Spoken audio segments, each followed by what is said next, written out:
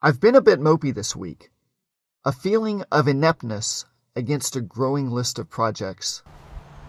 On the list is a dead tree, leaning ever closer toward my neighbor's house.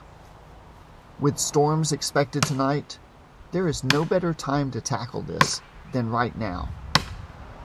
I decided to fell the tree with an axe, but I need to finish this before the storms roll through.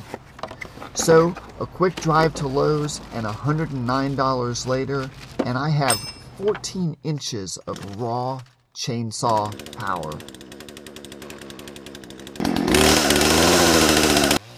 With the tree tied off, I made my wedge cut, then the back cut, and with a tug on the rope, the tree came crashing down.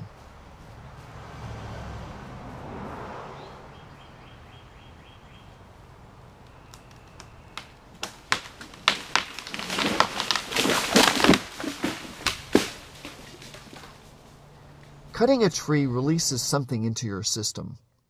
Adrenaline, testosterone, whatever it is, my mopiness has subsided, and I feel invigorated to tackle the other projects on my list.